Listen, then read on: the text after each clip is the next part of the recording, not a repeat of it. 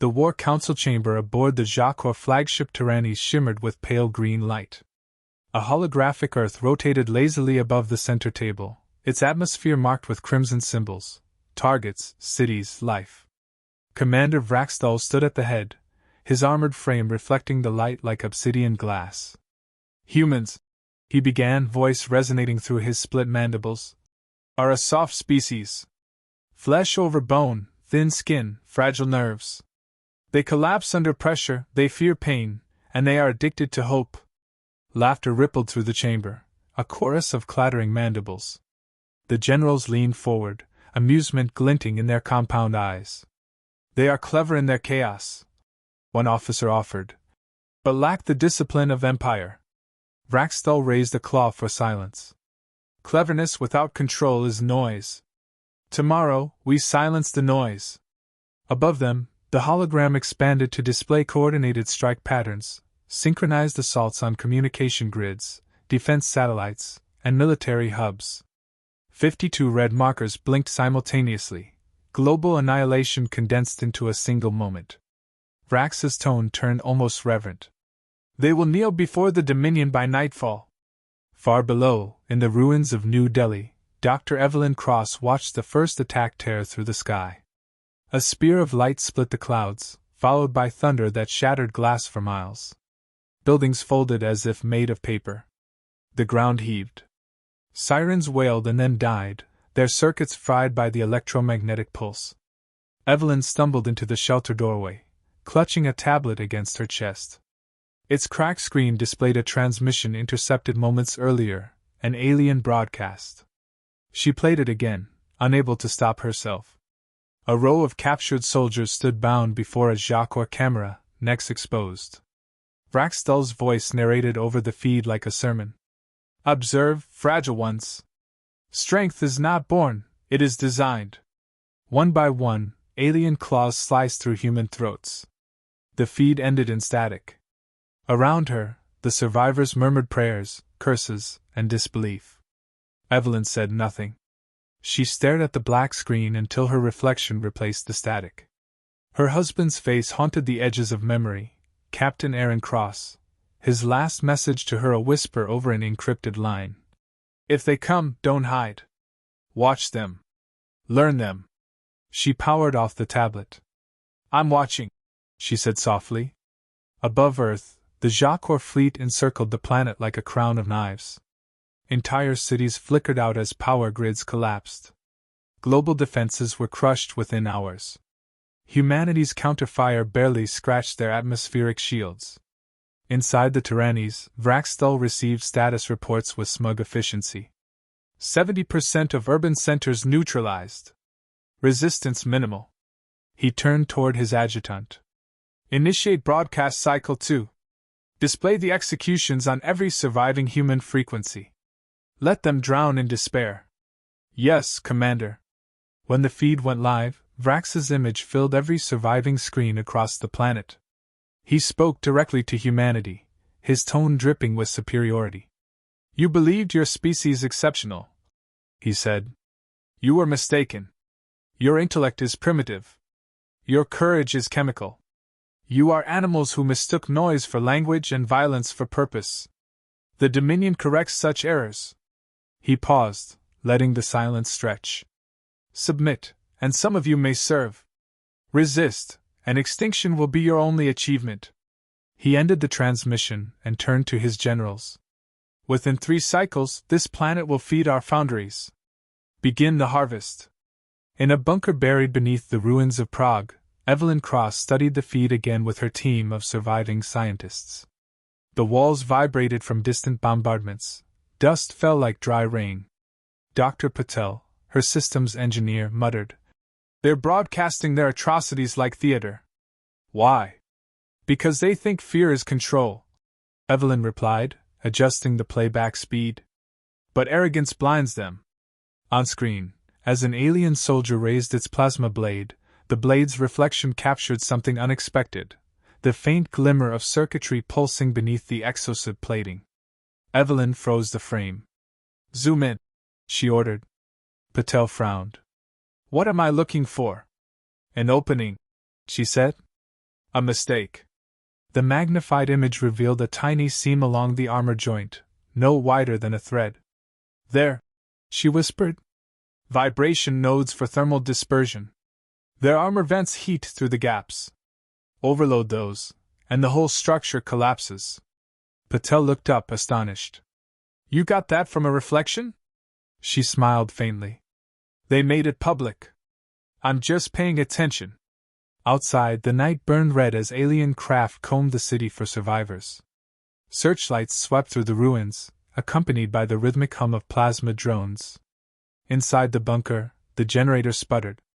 Evelyn dimmed the lights and pulled a cracked microphone closer. This is Dr. Cross of the Phoenix Network, she said into the static. To any resistance cells receiving, we've identified structural weaknesses in Jacor armor.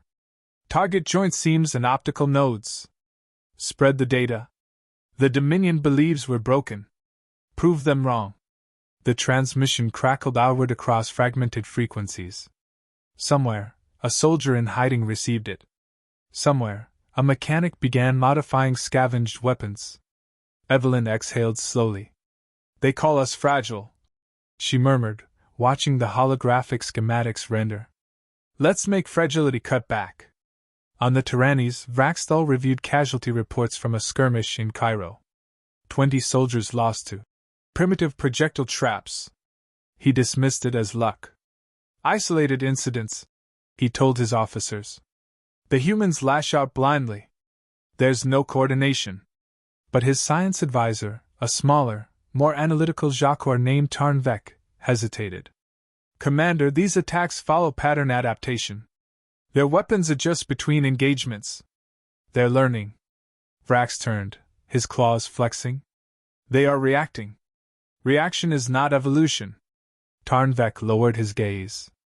As you command? Still, doubt flickered in his secondary eyes.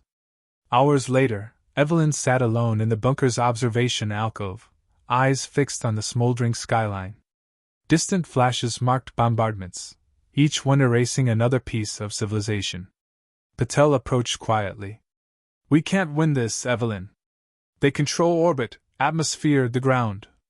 She interrupted, her voice steady. Control isn't ownership. It's temporary. He sighed. Even if you're right, we don't have the means. Then we make them, she said, standing. Every civilization that ever lived built tools to survive itself. Now we build to survive them. Outside, the city's horizon glowed where fire met darkness. She stared at it until her eyes watered. This isn't the end, she whispered. This is the dissection. They think they're studying prey. They'll find something else under the skin. Far above, Vraxthal returned to the strategy deck. The earth hung beneath him, half covered in smoke, half in shadow. His adjutant awaited orders. Commander, surface resistance persists in several sectors. Minor interference, but... Vrax's mandibles twitched in disdain. Minorities scream loudest when they die. Ignore them. He turned toward the viewport. By dawn, their networks will collapse. Their species will finally understand hierarchy. In the bunker, Evelyn finished compiling her first tactical report. The screen displayed. ZHAKOR bioarmor structure, heat vent mapping confirmed. She sealed the file under the Phoenix insignia and looked at the cracked photo on her console, her husband smiling beside her under a pre-war sky. I'm learning, she whispered to his image. And soon they'll learn what that means. She shut off the light and leaned back against the cold concrete wall. Somewhere above, thunder echoed, the sound of alien ships moving across the sky. But beneath that thunder, faintly, came another sound, the static pulse of encrypted signals, human to human, traveling through the underground networks she had just reactivated. They were faint, fragile, and few. But they were growing. Evelyn smiled in the dark. The lesson begins, she said. The underground lab smelled of scorched plastic and human determination. Generators coughed in the corner, barely keeping the lights alive. Dr. Evelyn Cross stood over a shattered alien armor plate laid across her worktable. Thin steam rose where her laser scalpel traced its lines. Joint seams?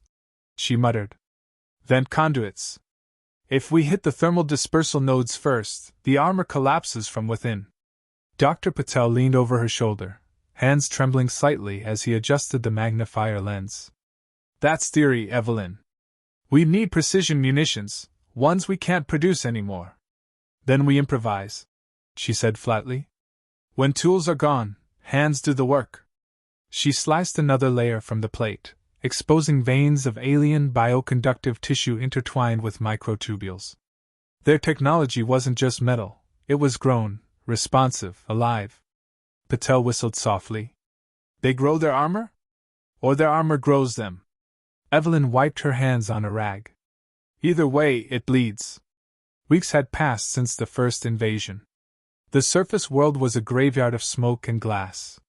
The Jacquard Dominion had established orbital dominance, but their ground control was slipping.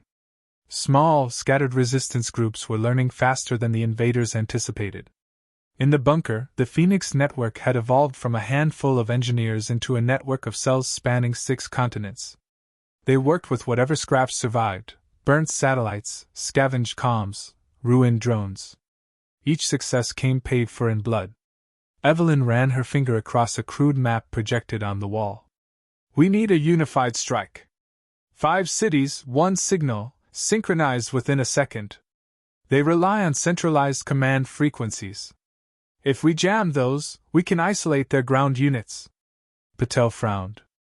That's suicide. Their response time is instant.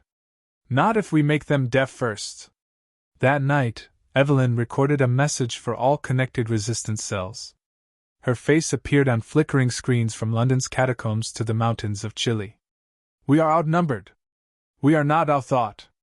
Their armor vents heat through thin gaps in their joints. Aim there. Their drones navigate by pulse resonance. Disrupt the signal, they fall. They think we're crawling in fear. We're crawling toward them. 1 inch at a time. Her voice was calm, almost clinical. Yet the words spread like fire through the ruins of humanity. At dawn, Operation Iron Pulse began. Across the world, makeshift teams rose from tunnels and ruins. Farmers, soldiers, scavengers, humans turned tacticians by necessity. They used old mining drills retrofitted into rail cannons. Metal shards from skyscraper ruins became armor-piercing rounds. In Istanbul, a resistance fighter disguised as a scavenger planted a stolen alien comm beacon near a patrol convoy. When the beacon activated, the alien's own targeting network confused friend and foe. Within seconds, plasma fire consumed the convoy. In Johannesburg, children carried bundles of metallic trash through checkpoints. Inside each heap hid improvised EMP charges. When detonated, they silenced entire battalions of drones. In Tokyo, hacked advertisement boards displayed alien frequency feedback loops, blinding and disorienting their patrols. Every strike followed Evelyn's timing, 1 synchronized minute of chaos that stretched the Jacquard command net to its breaking point. Inside the flagship Tyrannies, Commander Vraxstall slammed a claw against the tactical display. The holographic interface flickered, displaying overlapping static and false targets. What is this interference? Tarnvek, the science officer, adjusted the readings. Human interference patterns. They're using stolen Dominion frequencies. Impossible. They're adapting, Commander. Tarnvek's tone carried something dangerous, admiration. It appears they have learned to weaponize our own transmission harmonics. Vrax's mandibles clicked in fury. Then silence them. Flatten everything. Tarn hesitated. Including resource sectors? Especially resource sectors. Hours later, a message reached the Phoenix Network's underground relay. Patel stormed into the lab holding a cracked datapad. They're burning everything, cities, fields, even their own staging zones. They'd rather destroy than lose control. Evelyn didn't look up from her console. Typical Empire logic. Control means nothing when your enemy can think. He stared at her. You're talking like them now. She met his gaze. No. I'm talking like a survivor. She keyed a sequence into the console. The holographic display shifted to reveal a dissected schematic of a shock or helmet recovered from a downed patrol. Notice the neural relay node here, she said, pointing to the back of the skull section. Their armor isn't separate, it's fused with their nervous system. They feel through it. That's how they control reaction speed. Patel blinked. So if we overload the sensory feedback, they seize. Their entire nervous system locks. It's not just a weakness, she said, voice low. It's leverage. That night, she sat alone in the communications chamber, writing a new field directive, Pulse Strike Protocol. It detailed how to tune magnetic waves to disrupt Jacor armor feedback loops. It was brutal, precise, and effective. When she finished, she stared at the screen for a long moment before pressing transmit. Somewhere in the network, her order became legend. Fighters began whispering her name through static channels, the surgeon. By the third week, human resistance was no longer random. It was strategy wrapped in vengeance. Jacor patrols started avoiding close combat. Their losses were mounting. Each encounter left them facing dead comrades whose armor had exploded from within, circuits cooked by human ingenuity. Reports reached the Tyrannies. Tarnvek delivered them grimly. Ground casualties exceed projections by 30%. The humans are coordinating across continents. Vraxthal's mandibles flared wide. Then decapitate the coordination. Locate their central node. We've traced signal origins to multiple relays. They move daily. Then find their queen, Vrax hissed. Every swarm has one. The next day, Evelyn received an alert, an anomaly in the frequency band she'd been using for transmissions. The aliens had begun triangulating their position. Pack everything, she ordered. We're moving out. Patel hesitated. Where? The tunnels are collapsing from the bombardments. Then we use their blind spots. They think vertically. We move horizontally. They gathered what equipment they could, a half-built railgun, data cores, fragments of alien circuitry. As they left the bunker, Evelyn paused beside a cracked mirror on the wall. Her reflection looked older, eyes hard as metal. Dr. Cross, Patel said quietly, if we're caught, then they'll finally get to dissect something useful, she said dryly, stepping into the dark. They relocated through forgotten metro tunnels, traveling by dim lantern light. Every few kilometers, they stopped to rebroadcast the signal to mislead the aliens. At one rest stop, Patel broke the silence. Why keep fighting? We've already lost the world. Evelyn's reply was soft but sharp. We haven't lost the species. He frowned. You think we can win? No, she said. I think we can change what winning means. By the time they reached the next safe zone, reports from Allied cells poured in. Each one carried the same message: the armor trick works. Humanity was adapting faster than the Jacor could counter. In orbit, Commander Vraxthal received an urgent transmission. A holographic projection of his secondary fleet commander appeared, its voice strained. Commander, we've lost control in 3 territories. Their weaponry is unpredictable. They hit weak points no species could identify so fast. Vrax's eyes glowed crimson. No species, perhaps, he growled. But these are not ordinary prey. He turned to Tarnvek. Prepare orbital cleansing. If we cannot rule this planet, we will cauterize it. Tarn hesitated. That will destroy our harvest fields. Vrax slammed his claw down. Then let it burn. Back underground, Evelyn received satellite feed fragments showing a sudden surge of orbital heat signatures. Patel paled. They're preparing bombardment. Evelyn didn't flinch. Then they're desperate. She looked at the schematic of the alien fleet above Earth. The data scrolling across the screen was incomplete, but she recognized a repeating signature embedded in their communication code. A neural relay pattern. A weakness. Her voice steadied. They're linking their ships through synchronized neural frequencies. If we can find the root code, we can blind them all. Patel swallowed. You mean turn their own network against them? Evelyn smiled faintly. Exactly. They've been dissecting our planet long enough. Time to open theirs. Outside, the sky flashed white as the first orbital fires fell. But in the tunnels below, A woman and her small team of survivors worked quietly, furiously, turning the enemy's arrogance into a map for vengeance. The air trembled with distant thunder. Evelyn didn't look up. Her focus never left the screen. "They want to teach us submission," she said, voice like steel. "Let's give them a lesson in evolution." The tunnels beneath the Pyrenees were alive with the hum of repurposed machines.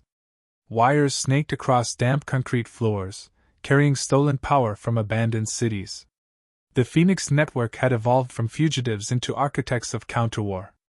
Dr. Evelyn Cross stood before a cracked display projecting the alien fleet's communication grid, an intricate web of glowing threads linking every Jacquard vessel. Each pulse of light was a heartbeat of the invaders' command structure. "They're synchronized through neural frequency," she said to her team. "If we can mirror that pattern and send a false pulse through their network, we could scramble their entire chain of command." Dr. Patel rubbed his temples. "You're talking about hijacking a living system. Their ships think. Their systems feel. One misstep, and they'll trace it back here." Evelyn glanced at him. "Then we don't misstep." For days, the network labored without rest. They hijacked old observatories, captured alien drones, and stripped them for components. The plan was audacious: create a human-made echo of the Jacquard neural link and inject a viral signal directly into it. Lieutenant Ramos, head of ground operations, arrived at the base after a grueling trek from Lisbon. His uniform was scorched, his hands raw. "We've been testing the armor disruption weapons," he reported. "They work better than expected. But their patrols are thickening. We're running out of time." Evelyn nodded. "We'll finish before they adjust." "They always underestimate speed born of desperation." Patel frowned. "Desperation isn't strategy." "No," she said, eyes still on the holographic map. "It's the spark before evolution." 3 nights later, their first live test began. A captured alien relay core sat on the worktable, pulsing faintly like a trapped heart. Patel connected human-built transmitters to its base. "If this doesn't fry us," he muttered, "we'll at least make history." Evelyn adjusted her headset. "Initiate the mimic frequency." The lights dimmed as power rerouted to the relay. The pulse wave began, soft, rhythmic, almost organic. On the monitor, lines of alien script flickered, reorganizing into patterns of confusion. Patel grinned nervously. "It's working. The relay's accepting our signal as its own." Before Evelyn could reply, alarms wailed through the chamber. "Energy feedback detected!" someone shouted. The relay's pulse accelerated, turning erratic. Sparks burst across the equipment. Evelyn lunged forward, yanking the main cable free. The light died with a hiss, leaving smoke curling through the air. Everyone froze. Patel coughed through the haze. "Well, it worked for 6 seconds. Evelyn wiped soot from her hands. "Then we make it work for 7. Hours later, alone in the control alcove, she studied the corrupted data stream. The alien code was intricate, mathematics built from living logic. It didn't obey the neat predictability of human programming. It adapted mid-pattern, rewriting itself. She whispered to the empty room. "You're not machines. You're predators disguised as circuits." Her reflection in the screen's glow looked almost alien itself, dark eyes, drawn features, exhaustion carved into bone. But her gaze remained unbroken. By the 4th week, humanity's resistance no longer hid, it hunted. Guerrilla teams stalked alien patrols across shattered landscapes, using heat-trap mines and EMP lures designed from Evelyn's research. In South America, soldiers ambushed a Jacquard refinery, flooding it with liquid nitrogen stolen from a weather facility. The exoskeletons shattered like glass. In Russia, hackers rerouted orbital signals to broadcast static across enemy frequencies. Entire sectors went dark. Every victory fed the network's data pool, refining their understanding of the enemy's neural web. Meanwhile, aboard the flagship Tyrannies, Commander Vraxtel prowled the bridge like a caged beast. Reports flooded in, ships misfiring, drones going rogue, soldiers turning their weapons on their own units. "What is this madness?" he roared. Tarnvek's voice was tight. The humans have infiltrated our command resonance. They're mimicking our network traffic. Vrax's mandibles flared. You told me their technology was primitive. I said their machines were primitive. Tarn corrected quietly. Their minds are another matter. Then sever all frequencies. Vrax barked. That would cut our own coordination. Do it! Tarn obeyed. The alien fleet fell silent, its perfect harmony fractured into chaos. Evelyn received confirmation through an intercepted transmission. The Jacor network had gone dark. Patel looked up from the console. They cut their own link. You did it. She shook her head. No. I opened the door. Now we walk through. She uploaded a second pulse, a dormant sequence built to awaken once the alien channels reconnected. Ramos watched her fingers move across the controls. You're baiting them. They think in hierarchies, she said. We think in traps. Outside, lightning flashed as alien drones descended through storm clouds, scanning the ruins below. Their sensors, blinded by static interference, struggled to differentiate between rubble and threat.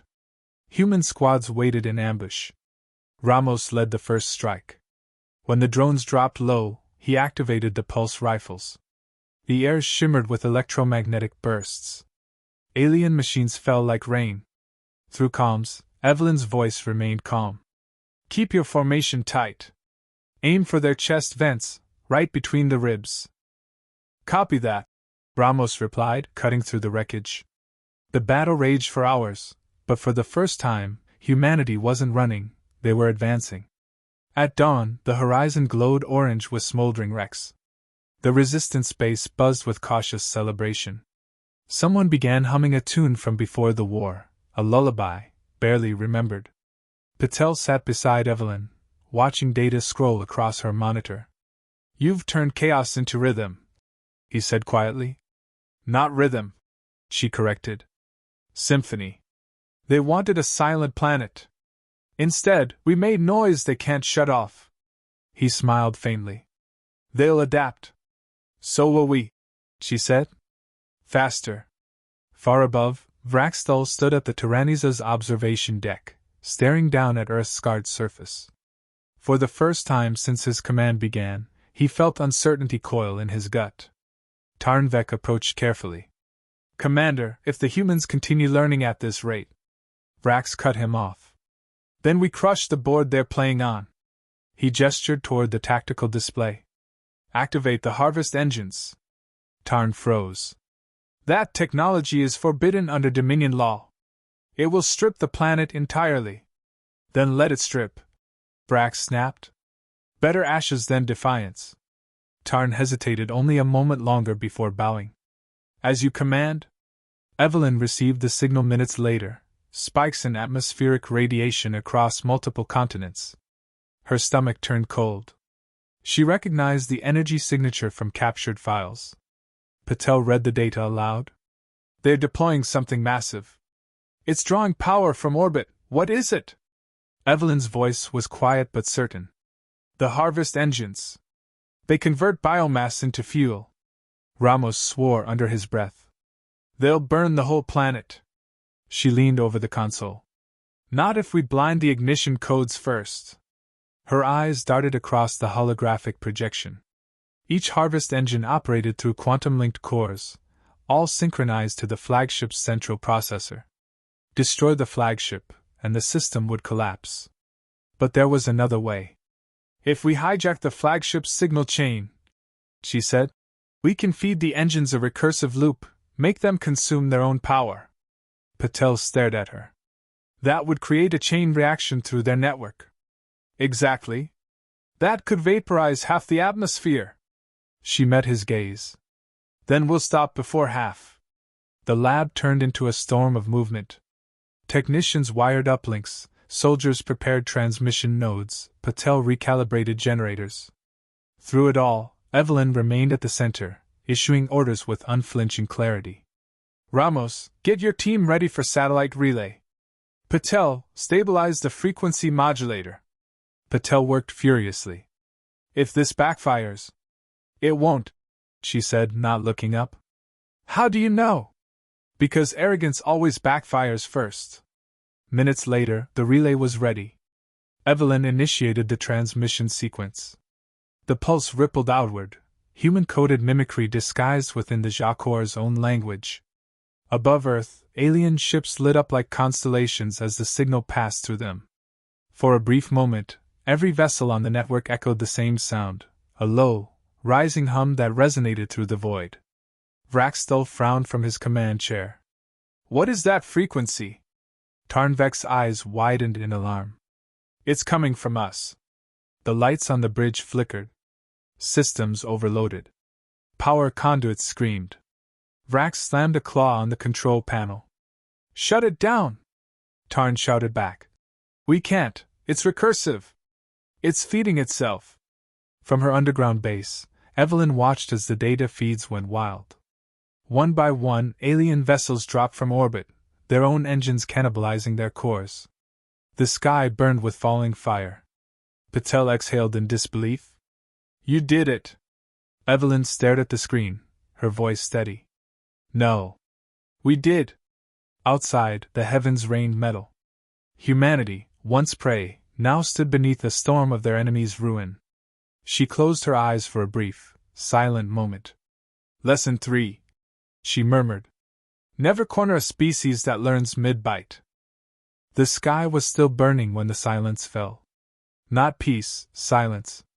The kind that comes after thunder. Half the Jacques fleet lay in smoking ruin, their wreckage orbiting Earth like shattered moons. The rest drifted without command, blind and panicked. The recursive signal Evelyn Cross had unleashed had eaten their network from within, turning the Dominion's coordination into chaos. But the victory came at a cost. Entire continents were scarred by the fallout. The oceans boiled near impact zones, and the air shimmered with residual energy from the destroyed harvest engines. From the bunker's entrance, Evelyn watched the horizon glow faintly red. Wind carried the scent of burnt ozone and iron. Patel stepped beside her, holding a cracked data pad. His voice was low. 70% of the fleet destroyed. The remaining vessels are regrouping, but command transmissions are inconsistent. Their hierarchy's gone. Evelyn didn't look away from the horizon. Without a head, a serpent thrashes before it dies. He hesitated. And if it grows a new one? She finally turned, exhaustion carved into her features. Then we cut deeper. Inside the command chamber, the Phoenix network buzzed with activity. Resistance teams across the world reported in, fragmented transmissions, each one a proof of life. Ramos's voice crackled through the comms. "Southern Hemisphere secured. We've got civilians emerging from bunkers. What's left of them?" Evelyn closed her eyes briefly. "Start evacuation protocols near radiation zones. We'll rebuild above ground once it's safe." Patel leaned over the console. "Our power cells are nearly depleted. The reactors can't sustain another large-scale operation." Evelyn gave a tired nod. "Then we finish this before they regroup." Far above, aboard the crippled flagship Tyrannis, Commander Vraxtel stirred amid the wreckage of his bridge. Flames licked the shattered consoles. His exosuit hissed from cracked joints, leaking luminous fluid. Tarnvek crawled from the debris, mandibles trembling. "Commander, the network is gone. We're isolated." Vrax rose slowly, his height still monstrous even in defeat. "Humans did this?" Tarn nodded weakly. "They learned our code. They turned it against us." Vrax's eyes burned crimson. "Then we teach them the meaning of extinction." He limped toward the control node, slamming his claw against a fractured console. A low hum vibrated through the ship as emergency systems powered up. Tarn's antenna twitched. "What are you activating?" "Retribution," Vrax hissed. "If I cannot rule this world, I'll erase it." He keyed a command sequence, an override to detonate the remaining orbital engines, collapsing them into Earth's atmosphere. A final act of genocide. In the underground base, alarms screamed as new energy signatures appeared on orbital sensors. Patel stared at the readings. "He's overloading their reactors.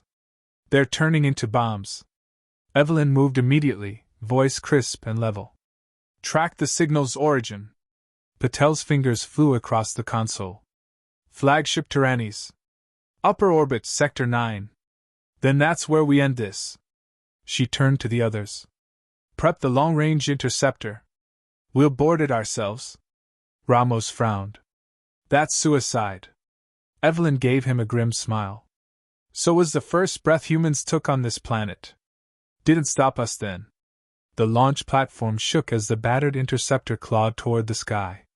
Its hull was a patchwork of salvaged alien plating, its engines humming unevenly.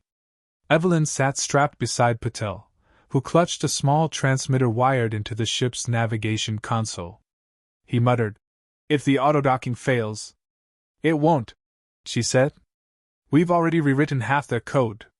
He exhaled shakily. "You always sound so certain." "That's how doubt gets scared away," she replied, eyes fixed on the stars ahead. Through the viewport, the Tyrannies grew larger, a black monolith scarred by battle, rotating slowly against the curve of the Earth. "Lock docking clamps," she ordered. Metal groaned as the interceptor latched onto the flagship's hull. The magnetic seal engaged with a low thud. Evelyn grabbed her rifle and nodded to Patel. "Stay close. If I fall, finish the job." They entered through a maintenance breach burned open by debris. Inside, the corridors were a graveyard, flickering lights, smoldering walls, the stench of burning plasma fluid. Tarnvek appeared ahead of them, limping, weapon in hand. His mandibles spread in something like disbelief. "You, humans boarded again?" Evelyn raised her rifle. "You didn't learn the first time." Tarn aimed his weapon, voice quivering. "You cannot undo what's been set in motion. The engines will ignite. Your planet will." She fired. The bolt struck his chest. Tarn collapsed without another word. Patel looked at the body, then at her. "He wasn't lying. We're running out of time. Then we find the commander." They reached the central chamber, once the heart of Jacques Command, now a storm of failing systems and shattered glass. Vraxthal stood before the massive viewport, staring down at Earth. When Evelyn entered, he turned, his damaged armor still towering, eyes like molten coals. "You are persistent," he growled. "But your defiance changes nothing. You'll die with your world." Evelyn stepped forward. "No, Commander. You'll die for it." He lunged, faster than anything that size should move. She dove aside, plasma claws raking the wall where she'd stood. Sparks showered across the deck. Patel shouted, "Evelyn!" She rolled to her feet, raised her weapon, and fired at the glowing seams on Vrax's armor. The bolts hit true. His plating sizzled, cracking around the joints. He roared, striking the floor with a shockwave that threw her back against the console. Her rifle skittered away. Vrax advanced, claws flexing. "You fight like prey pretending to be predator."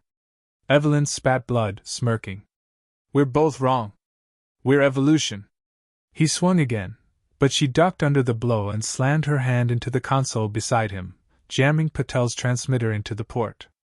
The device beeped once, then began uploading the virus directly into the flagship's core. Patel's voice came through the comms. "Signal engaged. 2 minutes until detonation loop." Vrax grabbed Evelyn by the throat, lifting her off the ground. His claws tightened. "Your resilience ends now." Through her fading breath, she managed. "No, it begins now." She pressed a hidden trigger on her wrist pad. The transmitter overloaded, sending a pulse through the room that made the air shimmer. Circuits melted. Vrax's grip faltered. Evelyn tore free, grabbed her sidearm, and fired one final round straight into his chest vent. The shot punched through the fractured armor and into his core. Light flared, brilliant, searing. Vrax stumbled back, disbelief twisting across his face. "You bite harder than I imagined. And we don't let go," she said. He collapsed as the virus completed its cycle. Evelyn staggered toward Patel, coughing from the smoke. "Status?" He checked his wrist display. "Flagship core destabilizing. We have 90 seconds. They sprinted back through the collapsing corridor. Explosions tore through the ship, one after another, lighting the halls in violent bursts. They reached the interceptor, sealing the hatch just as the Tyrannies began to break apart. "Disengage clamps!" Evelyn shouted. The interceptor lurched free, engines roaring as it sped from the dying flagship. Evelyn walked through the ruins of Prague's upper streets, now alive with makeshift markets and laughter. Children chased each other through cracked streets where alien metal still glimmered in the rubble. Patel joined her, holding a datapad filled with reports. "We've re-established contact with most sectors. Food synthesis is stable. We can start repopulating the coastlines soon." She smiled faintly. "Earth's teeth are growing back." That night she sat beside a fire overlooking the river. The stars above looked clearer than they had in years. One streak of light still burned faintly in orbit, the remains of the Jacques fleet, drifting like ghosts. Ramos approached quietly, offering her a ration cup. "For the record," he said, "that was insane. Boarding the flagship, fighting that thing, no one thought you'd make it back." Evelyn took the cup, smirking. "That's the point. They never think we will." He chuckled. "What do we tell the next generation about this?" She looked out over the river, where fragments of alien metal gleamed beneath the moonlight. "Tell them we bled. Tell them we learned. And tell them when the universe came to cut our throats." She raised the cup slightly toward the stars. "We bit back.